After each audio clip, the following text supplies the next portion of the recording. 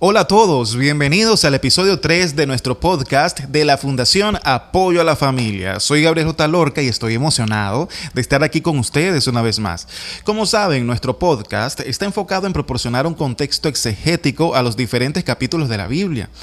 En cada episodio exploraremos los detalles históricos y culturales que rodean a la Escritura con el fin de brindar una comprensión más profunda y significativa de las enseñanzas bíblicas. En este episodio vamos a explorar el capítulo 2 de los Hechos de los Apóstoles. Este es un capítulo muy importante en la historia del cristianismo, ya que describe los eventos del día de Pentecostés, cuando los discípulos recibieron al Espíritu Santo y comenzaron a predicar el Evangelio a todo el mundo. Esto es histórico, esto es muy importante y significativo para nosotros como hijos de nuestro Señor Jesucristo. Amén. Te recomiendo con mucho encarecimiento que te pongas en oración primero, que leas el capítulo aparte, que pidas revelación a Dios y por supuesto abre tu mente para recibir este capítulo para que sea una edificación y una comprensión más completa acerca del capítulo que has leído el día de hoy, dedicando el tiempo valioso y de calidad con nuestro Señor Jesucristo. Amén. Ahora, sin más preámbulos, vamos a sumergirnos en el contexto bíblico de Hechos capítulo 2. Leamos el libro de los Hechos capítulo 2 desde el versículo 1 hasta el versículo 13.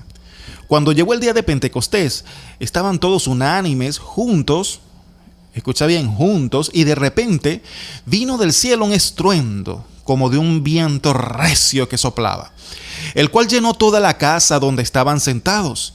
Y se les aparecieron lenguas repartidas como de fuego, asentándose sobre cada uno de ellos, y fueron todos llenos del Espíritu Santo, y comenzaron a hablar en otras lenguas, según el Espíritu les daba que hablasen. Moraban entonces en Jerusalén judíos, varones piadosos de todas las naciones bajo el cielo. Y hecho este estruendo, se juntó la multitud y estaban confusos porque cada uno les oía hablar en su propia lengua. Y estaban atónitos y maravillados diciendo: mirad, ¿no son galileos todos estos que hablan allí? ¿Cómo pues les oímos hablar cada uno en nuestra lengua en la que hemos nacido, partos, medos, elamitas, y los que habitamos en Mesopotamia, en Judea, en Capadocia, en el Ponto, en Asia, en Fingia, en Panfilia, en Egipto, y en las regiones de África más allá de Cirene, romanos aquí residentes? Tanto judíos como prosélitos, cretenses y árabes, les oímos hablar en nuestras lenguas las maravillas de Dios. Y estaban todos atónitos y perplejos, diciéndose unos a otros: ¿qué quiere decir esto? Mas otros, burlándose, decían: están llenos de mosto. Amén. Este pasaje bíblico describe un evento importante de nuestra historia, en la que los discípulos recibieron el Espíritu Santo durante el día de Pentecostés y comenzaron a hablar en otras lenguas. Esto nos da una excelente oportunidad para hacer referencia al término kairos, que significa tiempo oportuno en griego. Es muy relevante en la Biblia y puede ser útil para entender el contexto en el que sucedió el evento del Pentecostés. En Efesios capítulo 5, versículos 16, por ejemplo, se nos insta a aprovechar al máximo cada oportunidad, o redimir el tiempo, según otras traducciones. Y en Romanos capítulo 5, versículo 6 se dice: en el tiempo oportuno de Cristo murió por los impíos. Entendiendo esto, analicemos el momento y lugar en el que aconteció este maravilloso evento. El día de Pentecostés también es conocido como la fiesta de las semanas. Es una festividad judía que se celebra 50 días después de la Pascua. Era una de las 3 fiestas anuales judías en la que todos los varones judíos adultos debían presentarse en Jerusalén para adorar en el templo. Durante esta fecha Pentecostés se celebraba la cosecha del trigo y se ofrecían sacrificios al Señor. Estas fechas eran muy importantes en Israel, lo cual nos lleva a apreciar el detalle en cuanto al número de personas que solían asistir a la fiesta. Se estima que en el tiempo de Jesús y de los apóstoles, la población de Jerusalén se multiplicaba varias veces durante las fiestas religiosas. Esto incluía la fiesta del Pentecostés. Según algunos historiadores, como Flavio Josefo, mencionan que la ciudad estaba abarrotada durante las fiestas. También es posible que muchos judíos que vivían fuera de la ciudad hubieran viajado a Jerusalén para participar de estas celebraciones, que podría haber llegado a cientos de miles de personas en la ciudad durante esta fiesta, lo que hace que el impacto de la venida del Espíritu Santo en ese momento sea aún más significativo. Es interesante esto, ya que es probable que los discípulos estuvieran hablando en lenguas extranjeras por medio del Espíritu Santo. La importancia de esta acción radica en que permitió a los discípulos llevar el mensaje de salvación a un público más amplio y diverso, derribando las barreras lingüísticas y culturales que existían en ese momento. Como resultado, se produjo una poderosa manifestación del Espíritu Santo que impactó a la multitud y llevó a muchas personas a creer en Jesús como su Salvador y Señor. Este suceso marcó el comienzo de una nueva etapa en la historia de la Iglesia, en la que el Evangelio se extendió por todo el mundo, impulsado por el poder del Espíritu Santo y la obediencia de los discípulos a su llamado. En el versículo 1 se menciona que los discípulos estaban todos unánimes juntos. Importante, todos unánimes juntos. Esto significa que estaban reunidos en un solo lugar, probablemente en la casa donde se habían estado quedando desde la ascensión de Jesús. La palabra unánimes sugiere que estaban en armonía y unidad, lo cual es importante para el mensaje de este capítulo. En el versículo 2 se describe el sonido del viento recio que soplaba y llenaba la casa donde estaban sentados. Este sonido no era un viento natural, obviamente, era un viento que fue más bien un signo del Espíritu Santo que estaba por venir, lo cual, por ser un viento y una presencia sobrenatural, se convirtió en un momento que despertó la curiosidad de toda Jerusalén, lo cual causó más impacto a que esto era la apertura a un suceso totalmente sobrenatural y con una manifestación divina sin precedentes en la historia judía. Jamás había sucedido esto en la historia judía. Y estaba sucediendo allí en Jerusalén una manifestación poderosa y grande del Espíritu Santo como nunca antes habían visto. El versículo 3 describe el fenómeno de las lenguas repartidas como de fuego, asentándose sobre cada uno de ellos. Esta imagen es una representación visual del Espíritu Santo que viene sobre los discípulos. Las lenguas de fuego que se posan sobre cada uno de ellos representan la presencia del Espíritu Santo, y la diversidad de las lenguas simboliza la universalidad del mensaje del Evangelio. La combinación de todos estos elementos mencionados en este suceso llevó a un convertimiento masivo de judíos y extranjeros. Nótese además que no fue un evento único. Si el hecho de que fuera la llegada del Espíritu Santo con gloria y majestuosidad, profecías y más, sino que además el Espíritu Santo comenzó a manifestarse continuamente. Esto lo podemos sustentar como sigue. En la Biblia existen varios momentos en los que se registra la manifestación del Espíritu Santo. Por ejemplo, en el Evangelio de Juan, capítulo 20, versículo 22, se menciona que Jesús sopló sobre sus discípulos y les dijo: recibid el Espíritu Santo. En el libro de Hechos, capítulo 8, versículo 14 al 17, Pedro y Juan fueron a Samaria y oraron para que los nuevos creyentes recibieran el Espíritu Santo. Y estos recibieron el Espíritu Santo a través de la imposición de manos. En Hechos, capítulo 10, desde el 44 hasta el versículo 48, mientras Pedro oraba, estaban hablando los gentiles en la casa de Cornelio. El Espíritu Santo cayó sobre ellos y comenzaron a hablar en lenguas y a alabar a Dios. En Hechos capítulo 19, versículo 1 al 6, Pablo llegó a Éfeso y encontró a algunos discípulos que solo habían recibido el bautismo de Juan. Y luego Pablo les impuso las manos y el Espíritu Santo vino sobre ellos y comenzaron a hablar en lenguas y a profetizar. Estos son solo algunos ejemplos de manifestaciones del Espíritu Santo en la Biblia, pero hay muchos más. La manifestación del Espíritu Santo es considerada una realidad en la actualidad por muchas de nuestras comunidades cristianas, creyendo que el Espíritu Santo sigue obrando en nuestras vidas y que puede manifestarse de diversas maneras, como por ejemplo a través de los dones espirituales.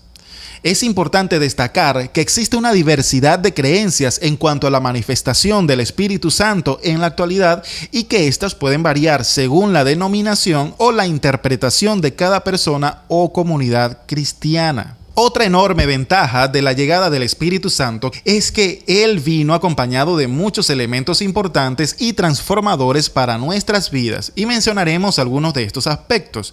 Por ejemplo, los dones del Espíritu Santo son variedad de habilidades y talentos dados por Dios a los creyentes para edificar la iglesia y cumplir con su propósito.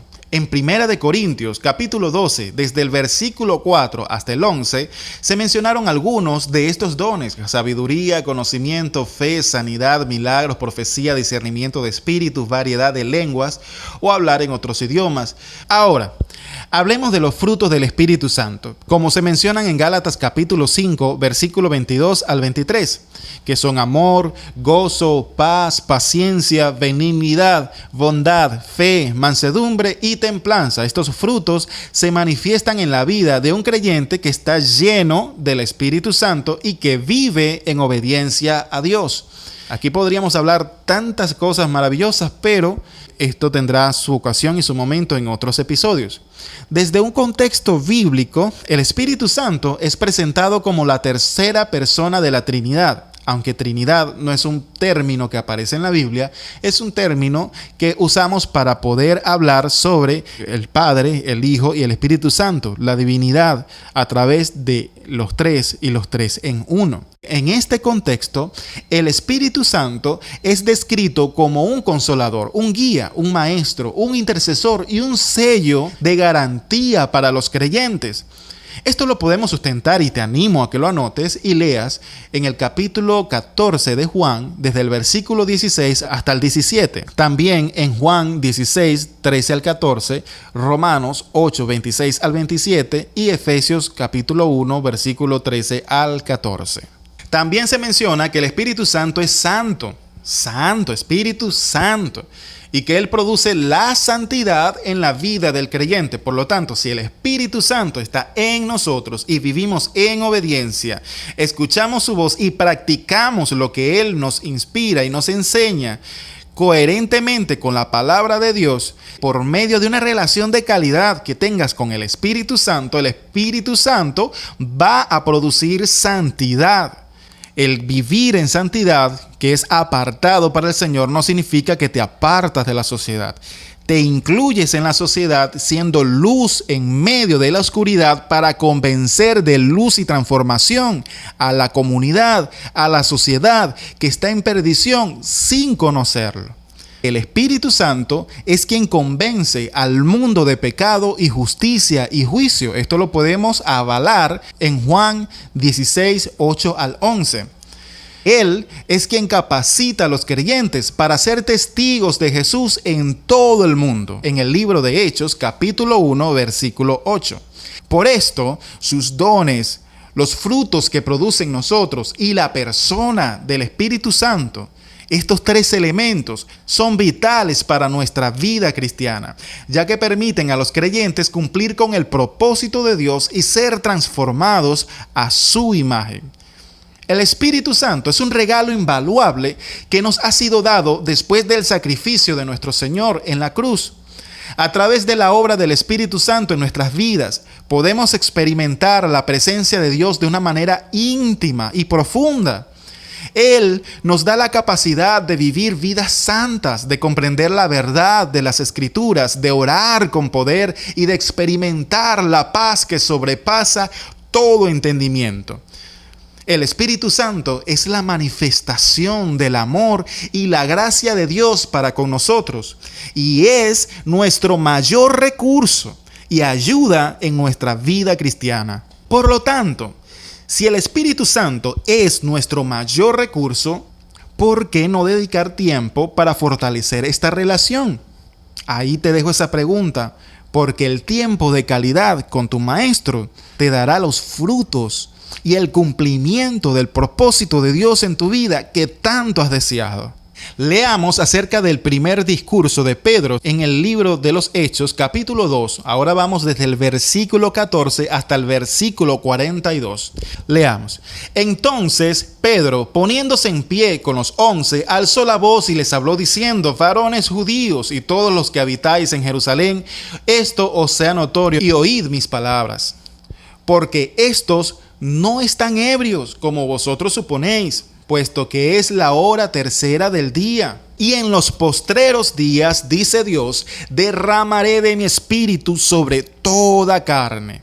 Y vuestros hijos y vuestras hijas profetizarán, vuestros jóvenes verán visiones, y vuestros ancianos soñarán sueños. Y de cierto sobre mis siervos y sobre mis siervas en aquellos días derramaré de mi espíritu, y profetizarán, y daré prodigios arriba en el cielo y señales abajo en la tierra, sangre y fuego y vapor de humo. El sol se convertirá en tinieblas y la luna en sangre, antes que venga el día del Señor, grande y manifiesto, y todo aquel que invocare el nombre del Señor será salvo. Y continúa, aparte de esta cita, Pedro continúa diciendo: varones israelitas, oíd estas palabras. Jesús Nazareno, varón aprobado por Dios entre vosotros con las maravillas, prodigios y señales que Dios hizo entre vosotros por medio de él, como vosotros mismos sabéis.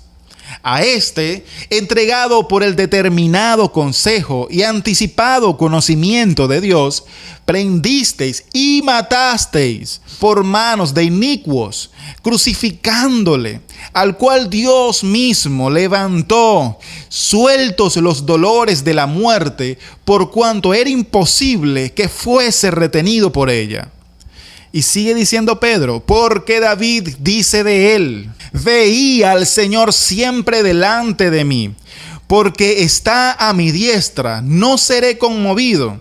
Por lo cual mi corazón se alegró y se gozó mi lengua, y aún mi carne descansará en esperanza, porque no dejarás mi alma en el Hades, ni permitirás que tu santo vea corrupción. Me hiciste conocer los caminos de la vida, me llenarás de gozo con tu presencia. Varones hermanos, sigue Pedro, varones hermanos, se os puede decir libremente del patriarca David, que murió y fue sepultado, y su sepulcro está con nosotros hasta el día de hoy. Pero siendo profeta y sabiendo que con juramento Dios le había jurado que de su descendencia, en cuanto a la carne, levantaría al Cristo para que se sentase en su trono, viéndolo antes, habló de la resurrección de Cristo, que su alma no fue dejada en el Hades, ni su carne vio corrupción. A este Jesús resucitó Dios, de lo cual todos nosotros somos testigos. Así que, sigue Pedro diciendo, exaltado por la diestra de Dios y habiendo recibido del Padre la promesa del Espíritu Santo, ha derramado esto que vosotros veis y oís, porque David no subió a los cielos, pero él mismo dice: dijo el Señor a mi Señor, siéntate a mi diestra hasta que ponga a la vez tus enemigos por estrado de tus pies. Por tanto, sépalo ciertamente toda la casa de Israel, que a este Jesús, a quien vosotros crucificasteis, Dios le ha hecho Señor y Cristo. Al oír esto, la comunidad se compungieron de corazón y dijeron a Pedro y a los otros apóstoles: varones hermanos, ¿pero qué haremos? Pedro les dijo: arrepentíos y bautícese cada uno de vosotros en el nombre de Jesucristo para perdón de los pecados, y recibiréis el don del Espíritu Santo. Esta manifestación que están viendo, eso les está diciendo, porque para vosotros es la promesa, y para vuestros hijos, y para todos los que están lejos, para cuantos el Señor nuestro Dios llame. Y con otras muchas palabras testificaba y les exhortaba diciendo: sed salvos de esta perversa generación. Así que los que recibieron su palabra fueron bautizados y se añadieron aquel día como 3,000 personas. Qué maravilloso sermón, la verdad. Muy pertinente, muy organizado, muy planificado. Puedo ver incluso de que Pedro hizo cita al patriarca David, hizo cita a Joel, hizo mención, o sea, usó basamento bíblico para hablar de los acontecimientos históricos y bíblicos de Jesús al vivir y morir y resucitar y ascender al cielo. Y también habló de la manifestación del Espíritu Santo fundamentado en el Antiguo Testamento. En el Testamento que todos estos judíos estaban fundamentando su fe y sus conocimientos y servicios a Dios. Y estoy seguro que pudo haber sido más largo este sermón, pero este extracto es sumamente importante. Además de ser un hecho histórico, era el primer sermón dirigido por el Espíritu Santo. Este era un estreno de altura. Me imagino al Espíritu Santo tratando con cada uno de los presentes con su espíritu, en su mente, en sus corazones. Sin duda alguna, algo extraordinario que continúa siendo hasta el tiempo presente con aquellos que tienen una íntima comunión con Él. ¿Por qué? Porque los que son obedientes a su palabra y entienden los tiempos en los que opera el Espíritu Santo y conoce lo suficiente, le conoce para dejarse dirigir en santidad por la maravillosa persona del Espíritu Santo, esta persona va a poder disfrutar de estos beneficios de trabajar con nuestro querido Espíritu Santo. En Hechos capítulo 2, versículos 42 al 47, se describe la vida de la iglesia temprana o la iglesia primitiva, donde los creyentes compartían todo lo que tenían y adoraban juntos. Y este aspecto es muy importante para destacar que estas cualidades genuinas que son producidas por la experiencia del Espíritu Santo deben estar presentes en nuestras vidas. Hay algunos datos interesantes que también podemos destacar, como el hecho de que Pedro mencione a David en su sermón demuestra que la iglesia primitiva entendía que la venida del Espíritu Santo era la señal del cumplimiento de las promesas de Dios hechas a Israel. En este pasaje, Pedro también establece la relación entre Jesús y David, mostrando que Jesús es el Mesías prometido que fue profetizado en el Antiguo Testamento y que Jesús es descendiente de David. Por lo tanto, está dentro de la línea de la promesa, ya que de él vendría el Mesías a través de la línea genética de él. Estoy hablando desde el punto de vista de la carne, la parte genética. Me gustaría hacer una reseña o pausa en el versículo 36.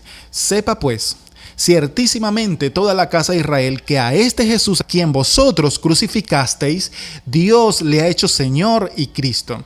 Esto fue sin duda una bofetada, literalmente, a los fariseos, a los saduceos, y unas palabras que les puso en estado de precaución al ver lo sobrenatural que estaba sucediendo en ese momento y cómo el pueblo los aclamaba.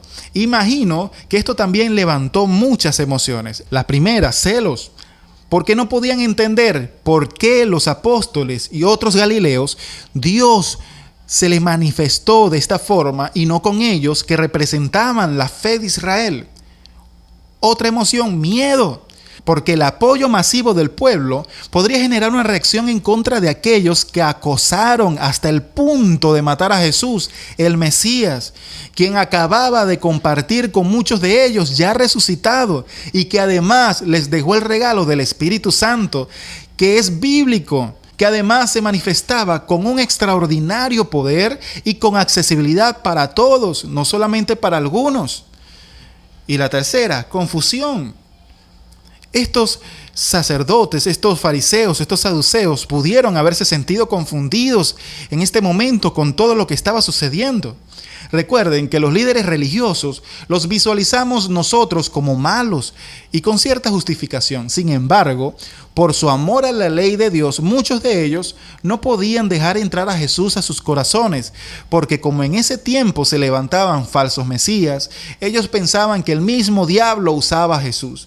Y algunos lo creían firmemente en sus corazones, teniendo entre ellos al mismo Saulo, un fariseo, un maestro de la ley, que persiguió incansablemente a la iglesia por su celo y amor a la protección de la ley de Dios, y que no fue hasta que Jesús mismo, resucitado, se le tuvo que mostrar para mostrarle que estaba dirigiendo mal su amor por él, revelándole que hacía todo esto por amor a Dios y que Jesús era Dios. Por lo tanto, era contraproducente que persiguiera a la iglesia, a su cuerpo, a él mismo.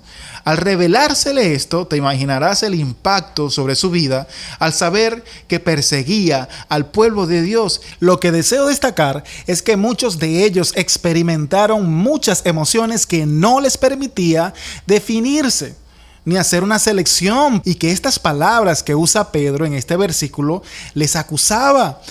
A ver, te lo explico mejor destacando lo que significa lo que dijo Pedro dirigido por el Espíritu Santo. 1. Este versículo proclama la divinidad de Jesús.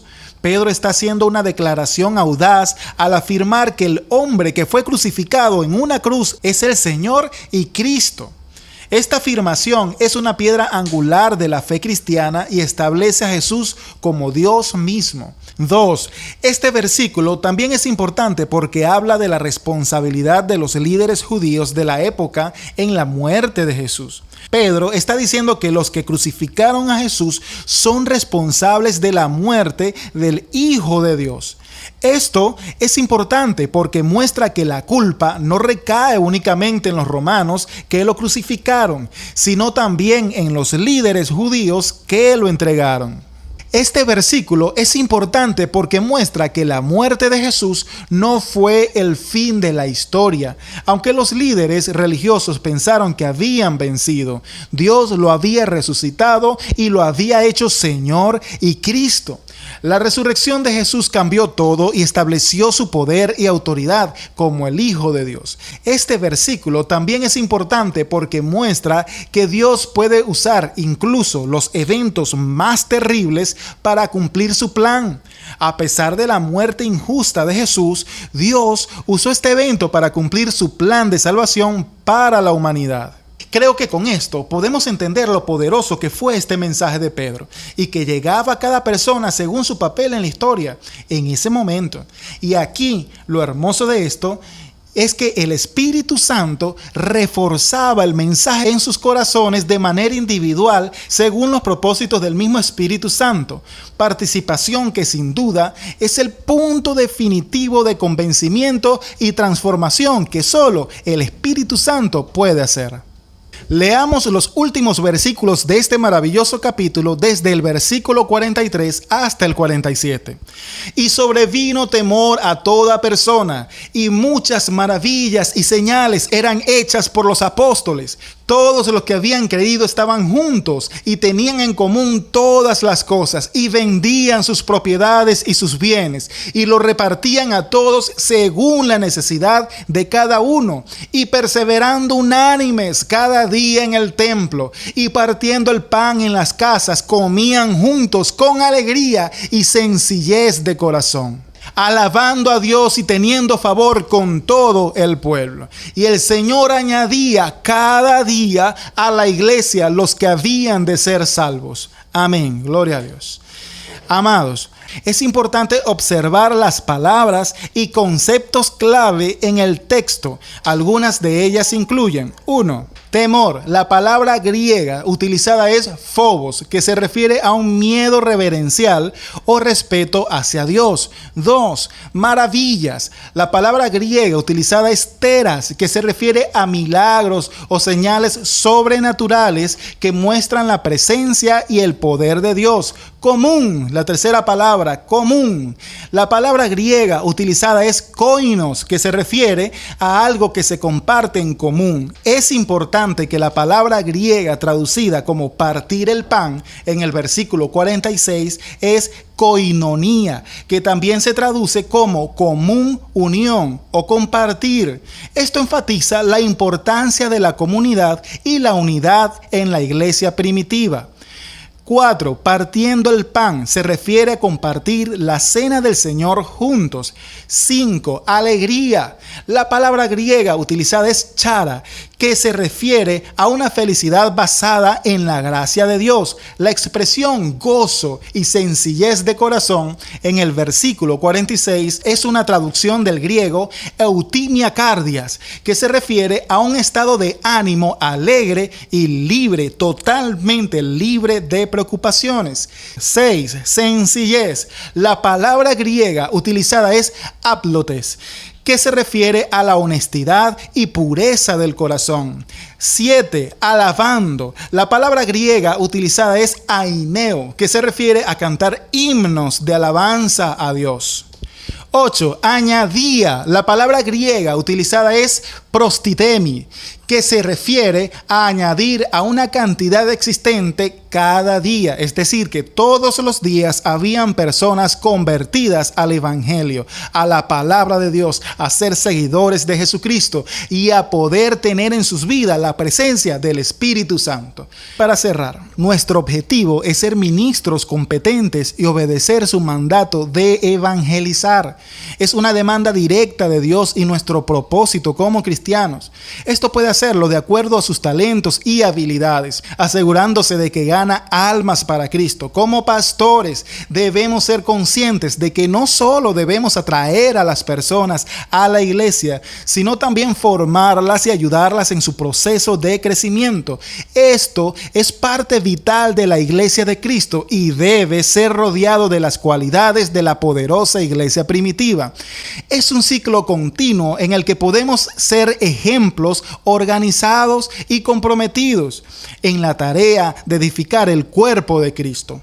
Sintetizando, este pasaje describe una iglesia primitiva unida, comprometida y en constante crecimiento, impulsada por la obra del Espíritu Santo y la fidelidad de los creyentes. La práctica de compartir todo en común, la adoración y alabanza a Dios y la perseverancia en la fe fueron elementos clave de esta comunidad de creyentes. Ha sido un placer conversar contigo sobre la exégesis del libro de los Hechos en el capítulo 2 y espero haber sido de ayuda en tu búsqueda de comprensión e interpretación del texto bíblico. La lectura y estudio de la Biblia es una tarea que debe ser continua y es importante recordar que siempre hay más por descubrir y aprender. Como hemos visto, la exégesis implica una investigación profunda del significado original del texto y su contexto histórico y cultural, así como su relevancia y aplicación que tenga para nuestra vida actual. Sigamos profundizando en nuestro conocimiento de la palabra de Dios y permitamos que el Espíritu Santo nos guíe en nuestra vida diaria. Gracias por la oportunidad que me das de compartir contigo y deseo que Dios te bendiga en tu camino de fe. Bendiciones.